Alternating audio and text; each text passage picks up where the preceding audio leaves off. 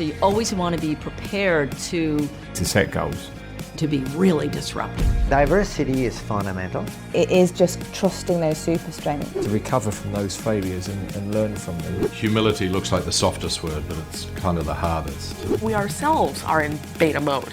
Life goes on. Sporting Edge, inside the mind of champions.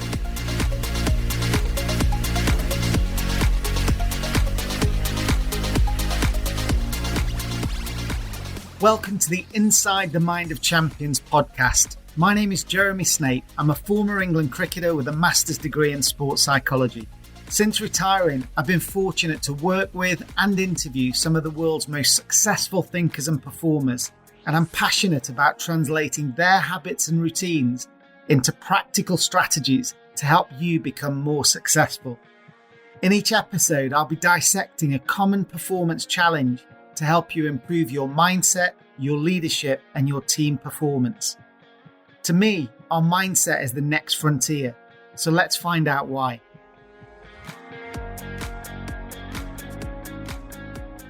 Welcome to today's episode, From Mandela to Mars, Lessons from Isolation. A few weeks ago, I recorded the webinar and podcast, The Great Pause, in an attempt to offer some support and strategies for us adapting to this massive challenge and to cope with the pressures that we're all facing with remote working and the COVID-19 situation. I just wanted to say an initial thank you to anyone who shared that link to the podcast or left a rating on Apple or Spotify. I really appreciate your help in trying to spread the word and get these strategies out to the people in your network who might benefit. So thank you so much to everyone that did that. I'm recording this episode towards the back end of April, and many governments are extended the lockdown for another 3 to 4 weeks, with the dream of returning to normality and travelling internationally and getting back to our working commute seeming a long way off.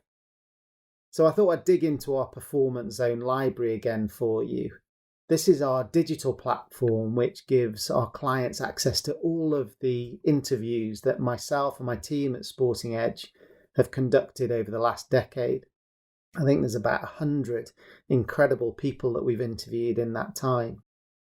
Today I'll be searching through the various categories of leadership and personal resilience for some more human stories of coping with extreme adversity that might help you through this truly remarkable time.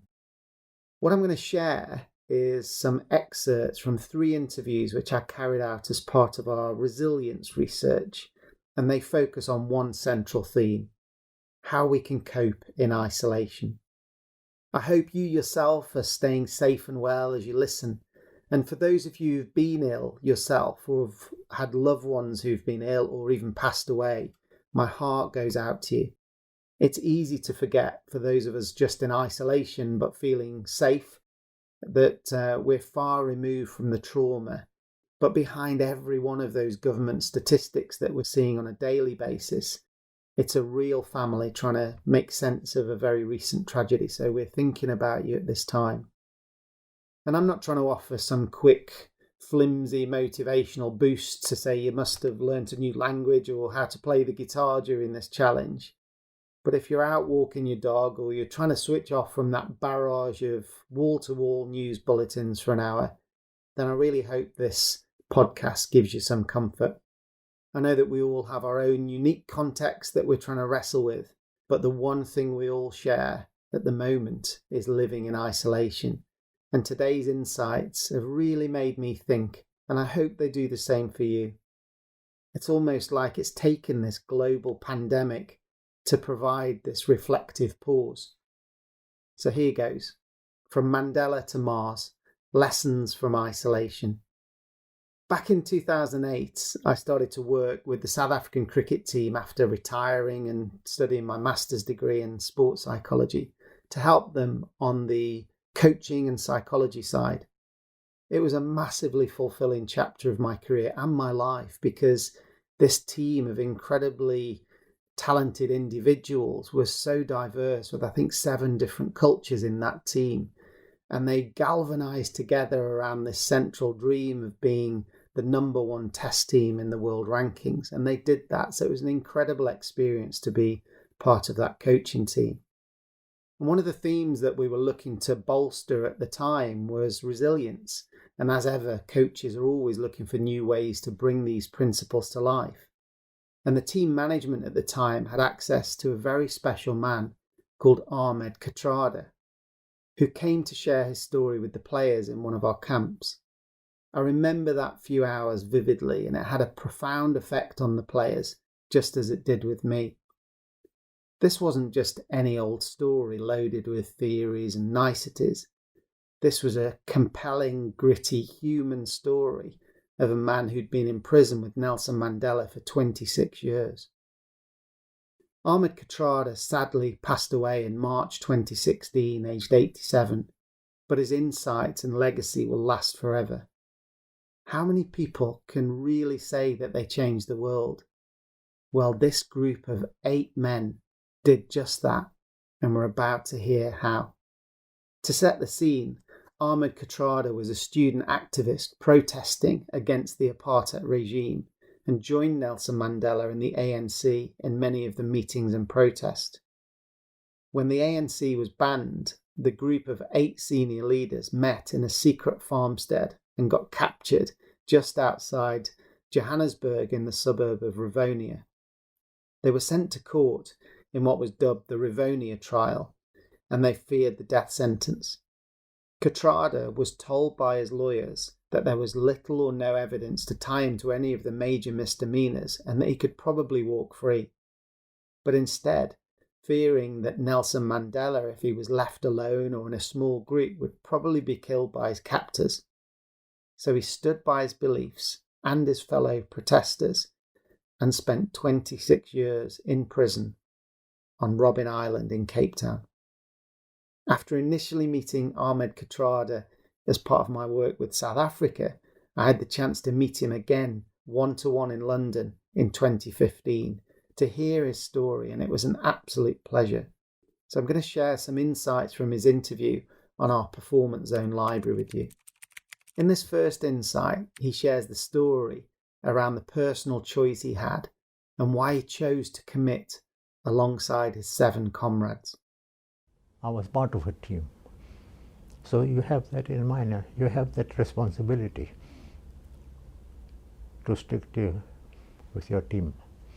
You know, prison and the laws at the time, the 90-day Detention Act, and Robben Island and other prisons of our white colleagues was meant to destroy us, our spirits. They set out to do that. Under the 90-day Act, when no visitors, no lawyers, no newspapers, no books, the only visitors you get are the police to break you down. Well, it sounds very brave now, but it was a basic thing of breaking ranks. The evidence against me was very little, and our lawyers, especially Brown Fisher, respected in England and all over, which is political. And he came to see me after our sentence, and he talked to me as a lawyer first, hoping that I'll give a political answer.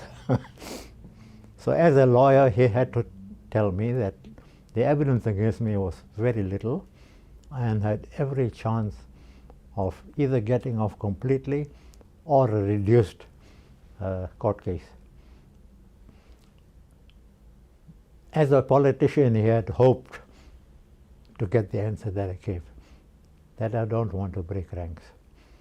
No matter what happens, even if the evidence was small, tiny against me, I don't want to break ranks. I'll be prepared to fall in with whatever happens to the rest. Once you're committed to something, you don't commit to yourselves wildly. It is expected that you are committing yourselves knowing what the consequences are going to be. That is the expectation, of course. And with that in mind, it helps a great deal to keep up your spirit, because you know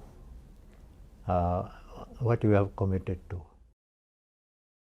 How remarkable was that? Can you imagine having the chance to walk free and still walking alongside your team, as he calls it, into prison, seemingly for the rest of your life? Those 90-day periods of detention and isolation to break you down, with family letters being withheld as a bargaining tool, or rations, and spending hours after hours breaking rocks with a pick and a shovel day after day. This adversity is incredible, but I love that comment. You should never commit wildly, but commit knowing what the consequences will be. This is not a flippant decision that was made. It was this deep, burning conviction and purpose in his heart which fueled him through the darkest times in the years ahead. He knew what he was doing was right, and it was that unshakable belief which helped him to overcome whatever his jailers would throw at him. He wasn't alone in being values and purpose driven, because we're going to hear now from one of his fellow comrades. This is Denis Goldberg, who again shared some incredible stories with me when I met him in London. This ANC leadership group was quite diverse culturally, so Ahmed Kathrada was of Indian heritage, and Denis Goldberg was born to Jewish parents from England, and Nelson Mandela and several other of the ANC 8 were Xhosa. So imagine Denis Goldberg, a white man, protesting against the white Afrikaners when he himself had all those privileges.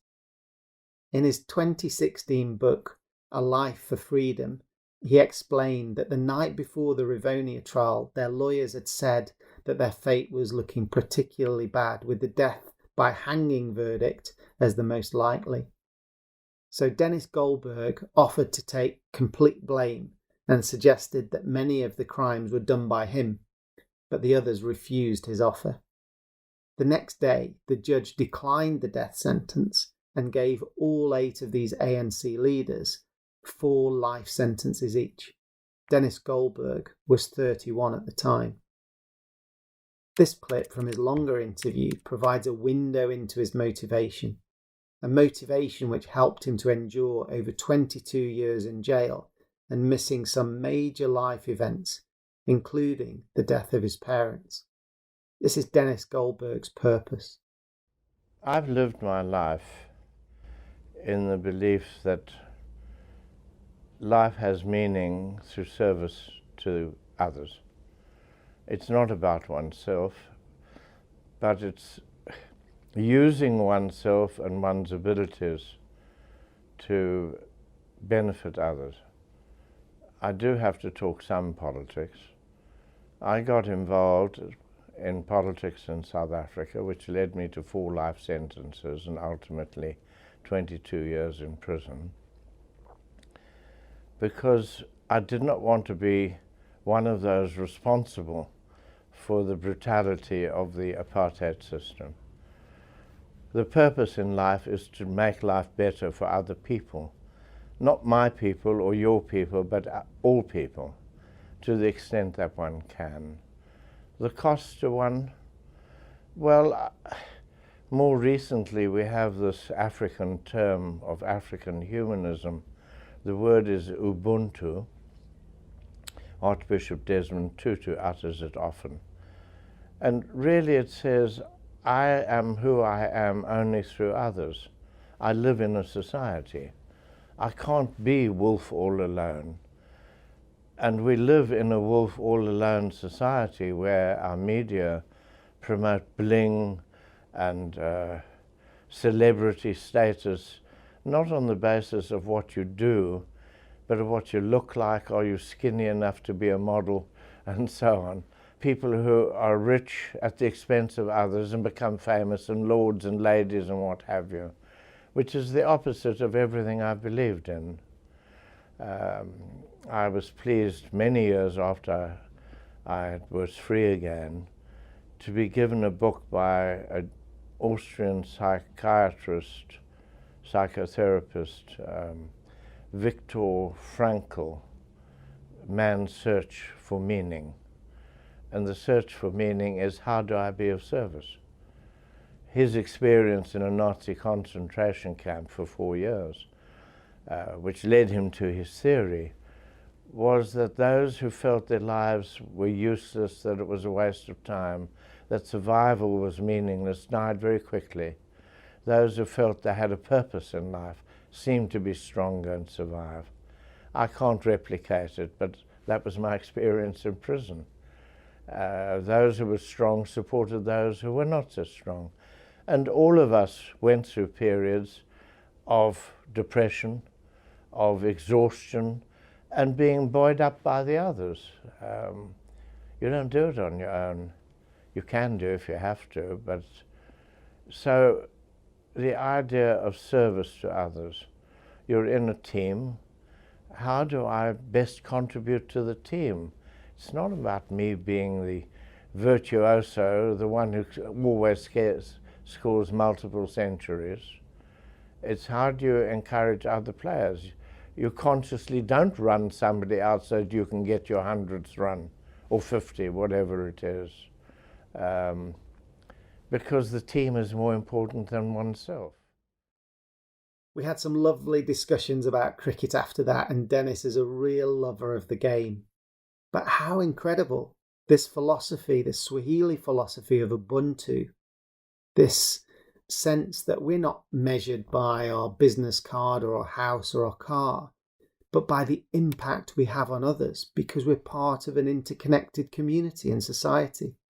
It's the exact opposite of this short-term, self-focused, individualistic culture which modern society seems to celebrate.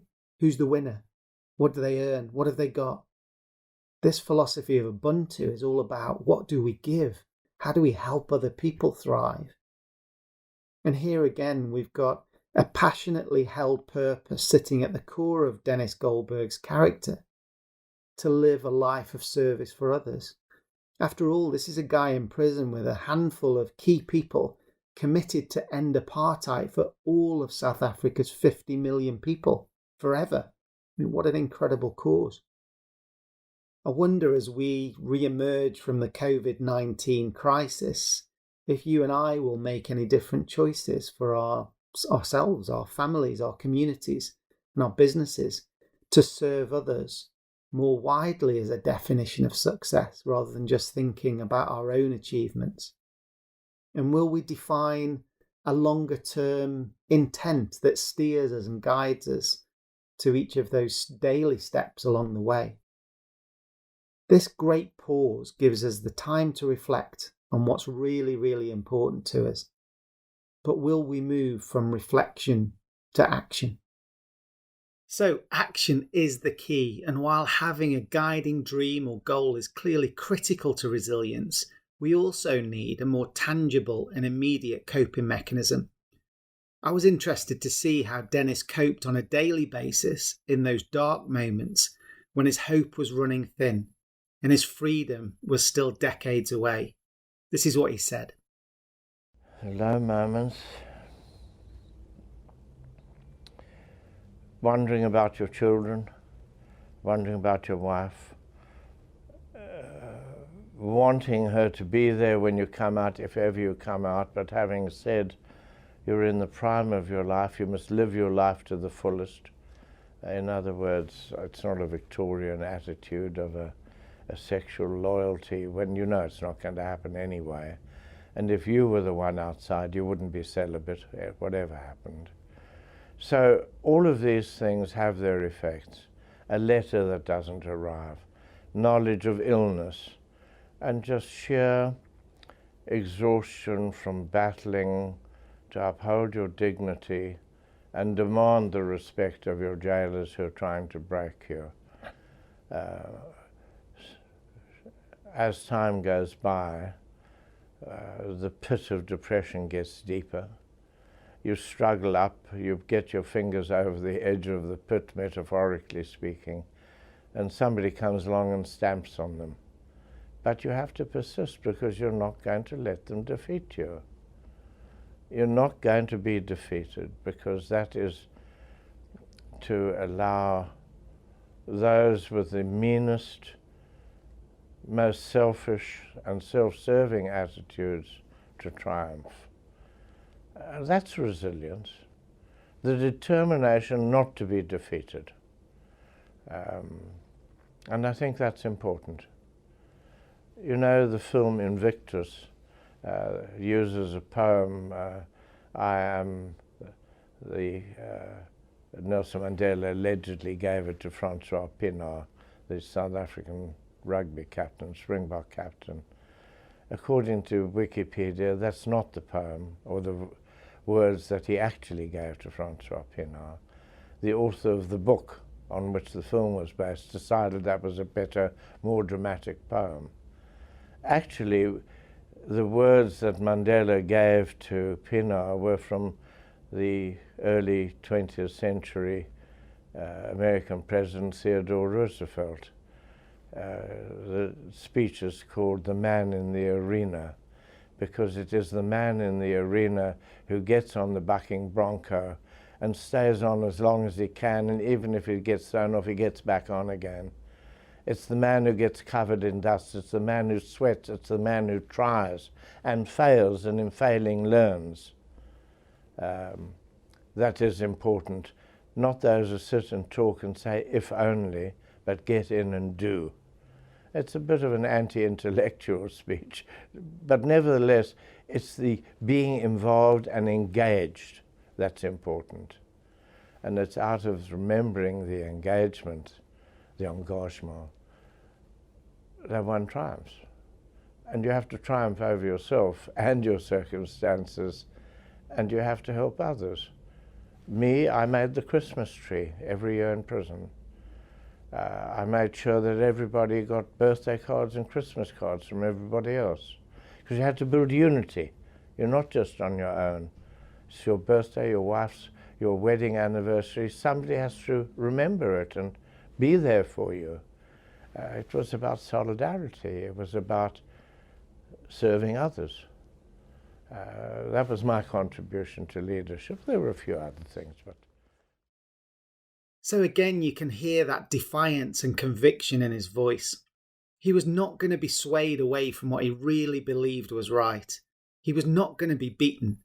And it was that daily grit and determination to stay on track which he measured himself by, just like in the poem, getting stuck into action, doing the right thing on a difficult day. And eventually those days added up over the years to deliver his dream of freedom and a future of liberation from the apartheid regime for his beloved South Africa. Bringing us back to the skills needed to thrive in isolation is this sense of optimism. And I don't know if you've had the chance to read the classic book by Jim Collins called Good to Great, but there's a section in there about the Stockdale Paradox. And I spoke at a corporate conference a few months ago on resilience through change, and this really resonated with the audience.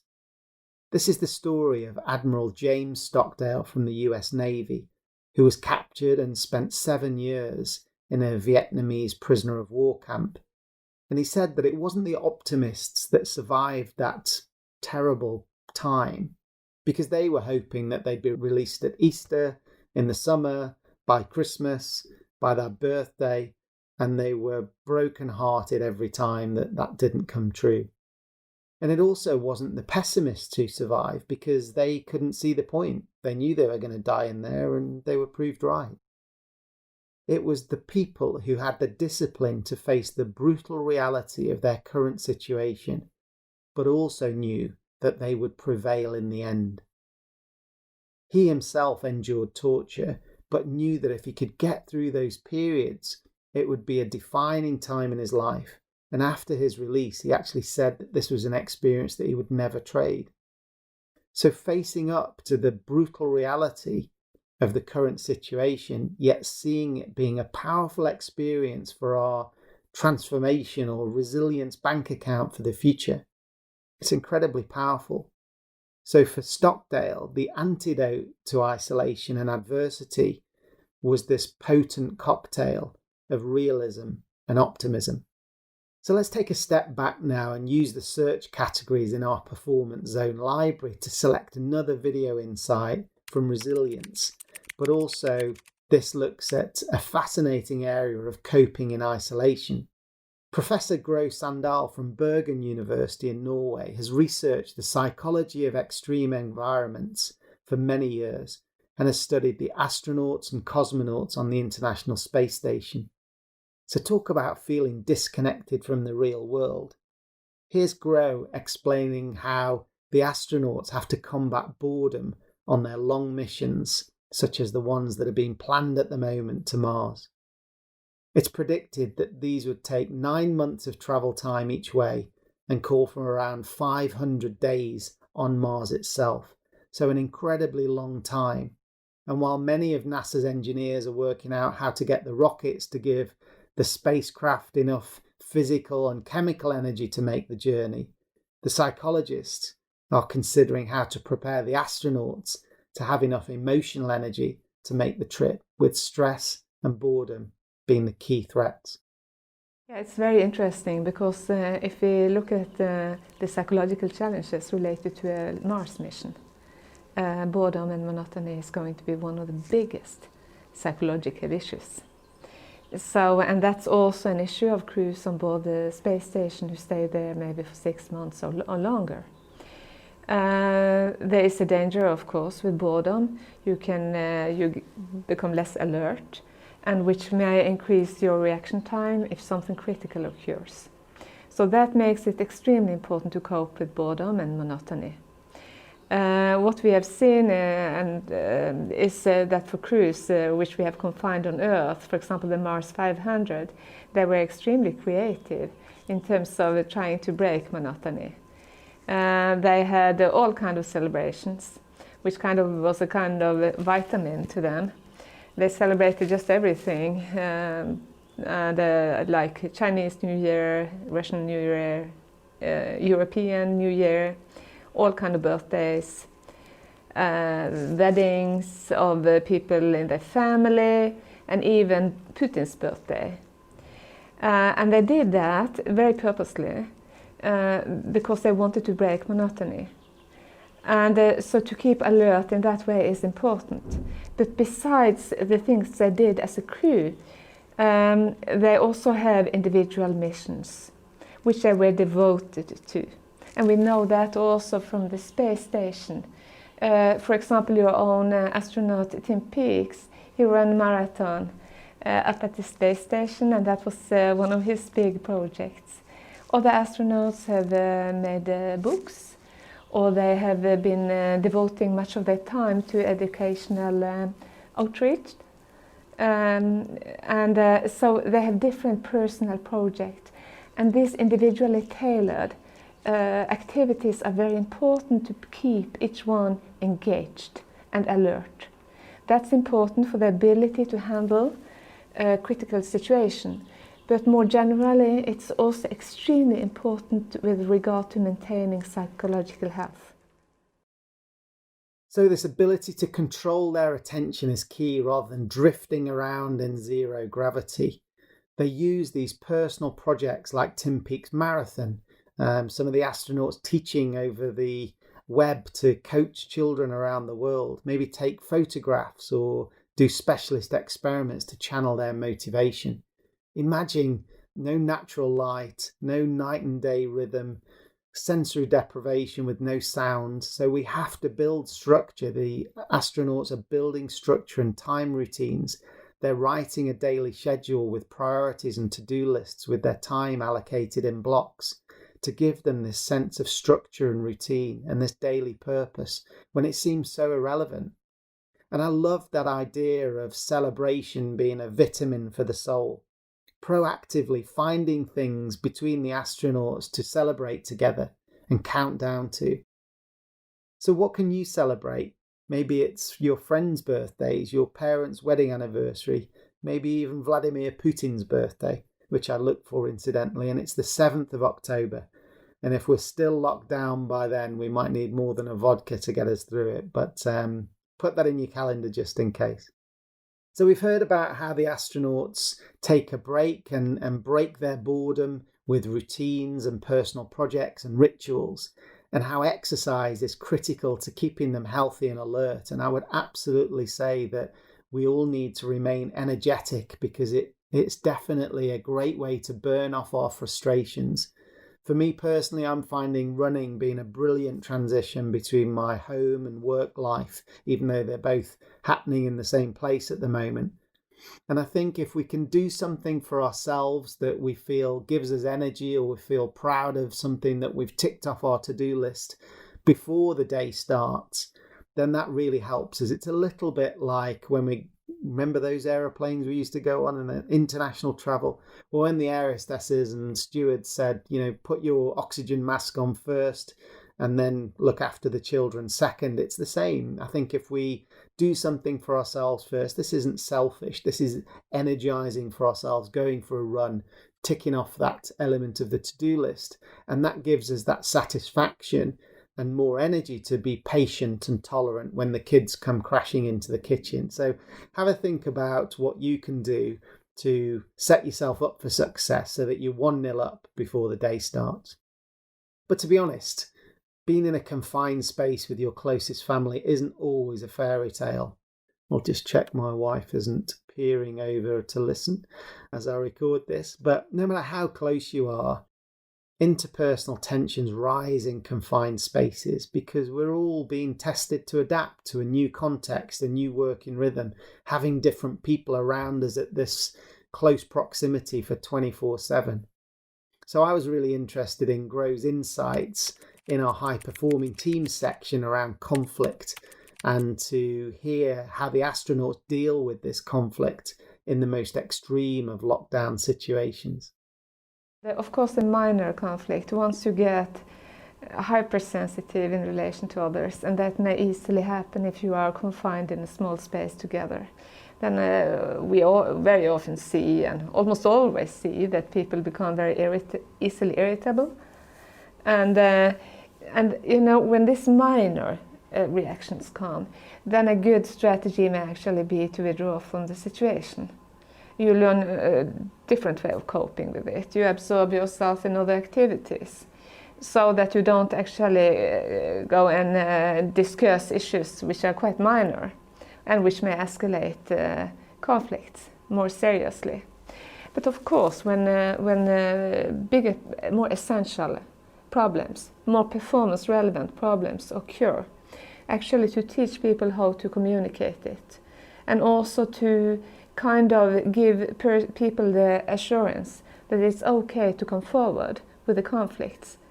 That's extremely important, because we know, in particular in this confined setting, the interdependence means that conflicts, as compared to normal life, has a much more stronger effect on you, and that makes it extremely important to deal with it.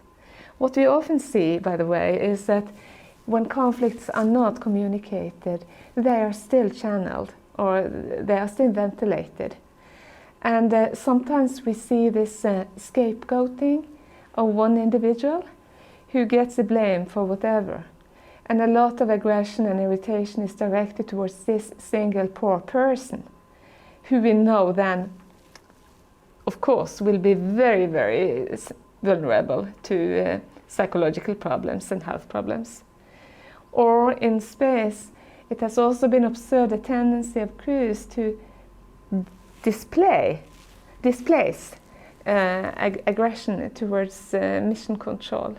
So some of the tension which has been observed over time between crews and mission control has been interpreted as a displacement of tension. Again, it's really interesting that it's very natural to feel the tension rising as we live 24/7 in people's space. So this small frustration, like the way somebody holds their fork at the dinner table, we can probably park and move into this quieter space, or this designated solo space, or sulking space, if you like, and maybe take your frustration out on a 1,000-piece jigsaw quietly in the corner. Having this escape route is really advisable. So when we need a quick time out. So I'd definitely try and allocate that, or identify that for yourself in your own house if you possibly can. I also think letting the other person or people in the house know that you're running a little bit low on emotional tolerance on a particular day is important, just to signal it. So maybe as you meet for breakfast, just say, oh, I'm just going to let you know I'm 4 out of 10 today, so cut me a bit of slack. And this is where we need to work as a team, where the people who wake up bouncy and energetic on a particular day are really trying to help the other people rather than knock them down and belittle them. So if we do get frustration around this interdependency, then this is where we need to help each other out and get the best out of each other. So it may be that some of the tasks you can't do alone and you need to work together, and the frustrations that build around those joint tasks, maybe it's homeschooling for parents or setting ground rules around discipline, you have to be on the same page. So maybe that's where we put that task or that project or that particular element at the center of the discussion, rather than it being about me versus you. It can't be a personal dig. It has to be about the overall team plan of how we're going to get through this and those compromises and robust discussions that you need to make it work. And the last thing we need to do in adding to this tough situation is that the last thing we need is feeling like we've got enemies in our own house. So maybe this situation gives us a chance to listen more deeply and to build those bridges that may have been eroded in the past. You know, we don't want to have the scapegoat or the person that's getting the jokes pointed at them all the time through this period of isolation. Otherwise, we're going to do some damage to them because they've got no escape. They've got no routine to go back to. They've got no friends to go and have fun with. So we need to think about the environment we're creating within our homes and making sure that wherever possible, we're trying to help people to get through this as a team, just like those ANC members did for all those years in prison. So I think this idea about taking responsibility for our social group is important for us. We shouldn't have this social pecking order, and we shouldn't take out our frustration on our own mission control, as Gro spoke about, but thinking as ourselves as a social group and not using our words as a weapon, but actually taking responsibility for the mental health and the well-being of those around us so that we build this sense of community and come out stronger on the other side. So Denis Goldberg also talks about the role of humour in breaking monotony. So I guess this is a key part of dealing with tension. Let's hear what Denis has to say. Humour is one of my stock-in-trade defences against pain, emotional pain, and also protection against my own absurdities, to be able to laugh at myself, but also to be able to laugh at officials who hate being laughed at. And they get to understand that they've been absurd. Humour is, I think, tremendously important. And also when somebody does something stupid, is to make a joke of it. And you have to laugh at each other and mock each other, I believe. I use it all the time. So again, some fun and laughter is a great way to diffuse tension or to recode a mistake or a pressure moment, as long as no one gets hurt emotionally in that process. When was the last time you had a proper laugh with one of your family or friends?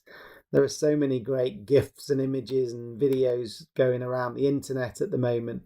So I'm sure you'll be on one of those groups. But maybe there's a chance to watch your favourite comedian on the TV on a recorded show, or maybe there's a chance to phone one of your old friends that you've not been in touch with for a while. I did it the other night and had great fun.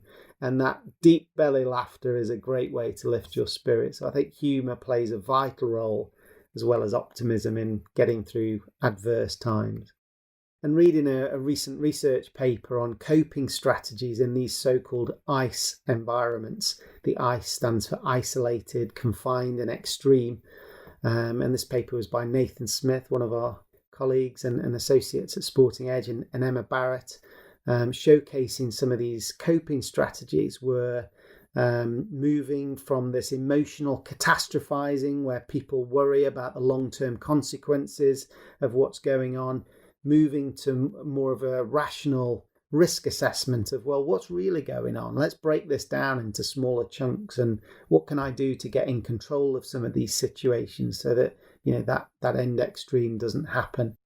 And journaling, we see in some of these extreme environments, is a great way to download the emotions in your mind, swimming around or swirling around, and putting them down on paper, because we have to distill them, we have to rationalize them to do that.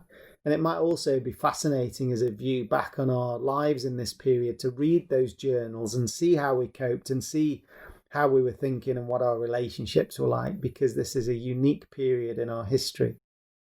Now, this research also talks about, in the shorter term, having this self-talk and visualization of being able to see yourself navigating challenging periods and coming out the other side.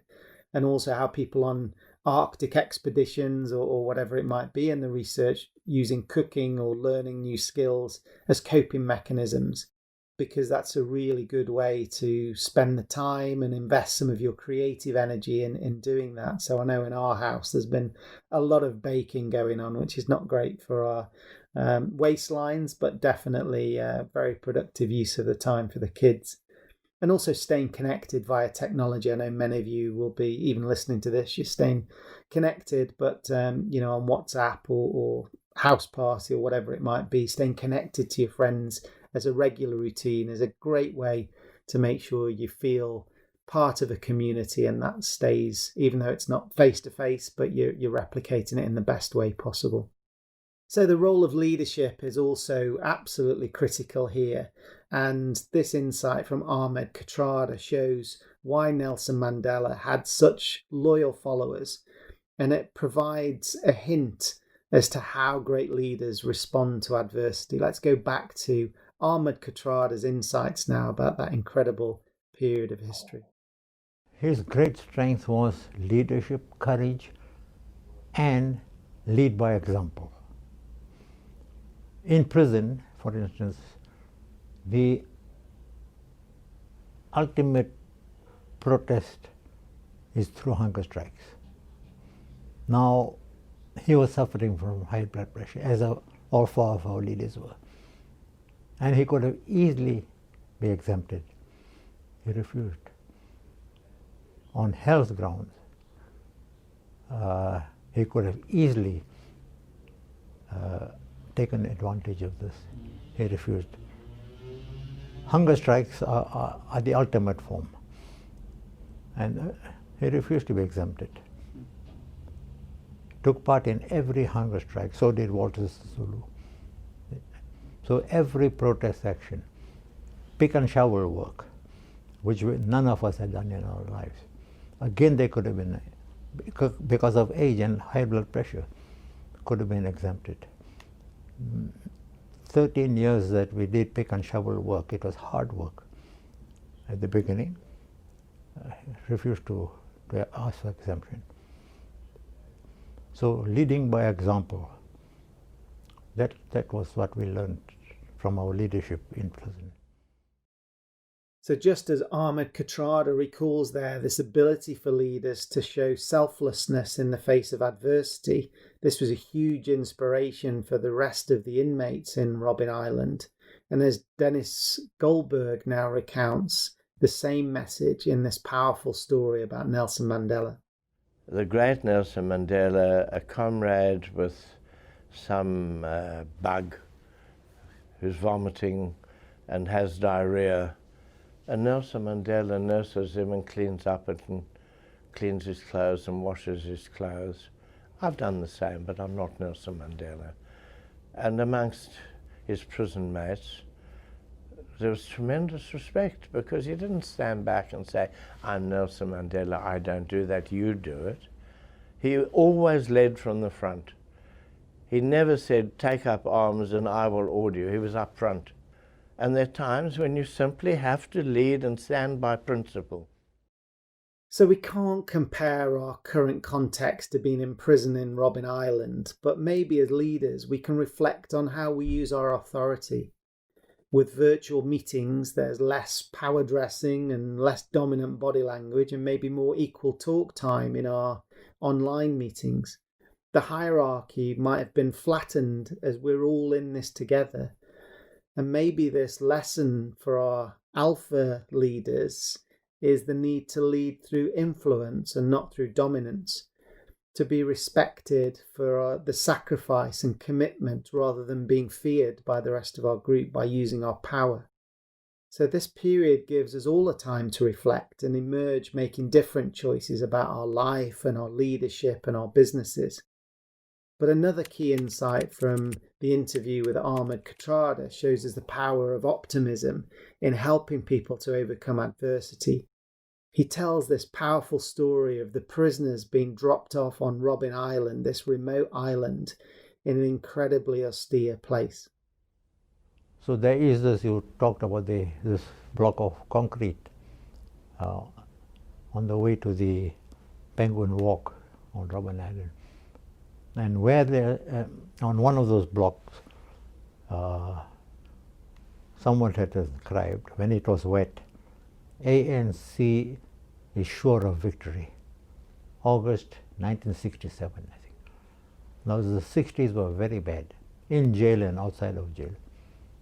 But that was indicative of the spirit, the optimism. Without optimism, if you go into prison with a negative state of mind, it can be hell. There's something that appeals to me so strongly in that insight. Here we have a group of men, must be incredibly scared, with multiple life sentences, shipped out onto this remote island off the coast of Cape Town, surrounded by shark-infested waters. And one of the prisoners jumps off the boat, down off the jetty, and inscribes into the wet concrete, "We are sure to win." Imagine that defiance. Imagine that belief and that optimism. And 20-odd years later, the same men walk past that same block of concrete, that same message that had endured the rain and the wind, that they'd endured their hardship inside the prison. And they smiled and nodded, this time with no handcuffs, as free men. It's this optimism for a brighter future which lies at the heart of resilience. We will get through this, whatever it takes. So let me just summarise some of the fascinating insights from today's episode. We heard to begin with from Ahmed Kathrada about being part of a team and not making that commitment wildly, but with his full conviction. Denis Goldberg then introduced the theme of Ubuntu, judging ourselves not just by our fame and fortune, but that fundamental impact that we have on others. That balance of a long-term dream or aspiration is great, but judging ourselves by being in the arena and battling to do the right thing on a difficult day. It seems so fitting with the frontline health workers at the moment all around the world, putting others first, getting stuck into their work in the arena, as Theodore Roosevelt's poem vividly describes. We heard from Gro Sandal explaining that the astronauts have structured routines and projects to replicate the day and night cycle, and they need to stay energetic and break boredom purposefully as part of their routine. She also spoke about conflict rising in these confined spaces, so knowing when to migrate into a personal space to escape or listen to music, and when to tackle those shared issues without escalating things into an emotional attack, staying fixed on solving the problem so that everyone can benefit. I suggested that we try and take that selfish approach by getting 1-0 up before the day starts. Maybe we do some exercise, maybe we do some yoga, or we do that all-important piece of our work so that we feel more tolerant and patient later in the day if we get knocked off course as the day starts to unravel. It's really important to get our own mindset and organisation right first before we set up that for our family. We also heard the role that humour and celebrations play in breaking boredom for both Mandela's team in prison for that extended period of 26 years and those Mars missions and the expeditions that are going on around the extreme environments in the world. And that we also need to consider the mental health of our social group and extended network to ensure that this crisis situation doesn't have a lasting negative consequence for those around us. We all need to take responsibility for that. And finally, that powerful image of the defiant message of hope and optimism that was written into the wet concrete of Robben Island for 26 years. They knew they would overcome the adversity and isolation and emerge stronger and more resilient as a result. So I really hope you've enjoyed listening to this episode of Inside the Mind of Champions as much as I've enjoyed making it. We've got over 850 of these video insights and micro lessons in our digital library. So if you're interested in these themes and you want to find out more about using them in your corporate learning, then please do get in touch at hello@sportingedge.com. Please do me one favour though. As a new podcast, we haven't reached the recommended status on Apple Podcast yet, so I'd love you to give it a rating and leave a comment to help us get there. I'd love you to share this across your network. I think these messages from Denis, Goldberg and Ahmed Kathrada are absolute gold, and I'd love them to be shared. So please connect with me on LinkedIn and Twitter. And I'd love to get these powerful messages out, so please do spread the word. As I mentioned, Ahmed Kathrada sadly passed away a few years ago, but I hope he'd be proud that not only was he part of a courageous group of men that overthrew the apartheid regime, but this inspirational message is still being shared for all of us today. So stay safe, and until next time from me and all the rest of the team at Sporting Edge, goodbye.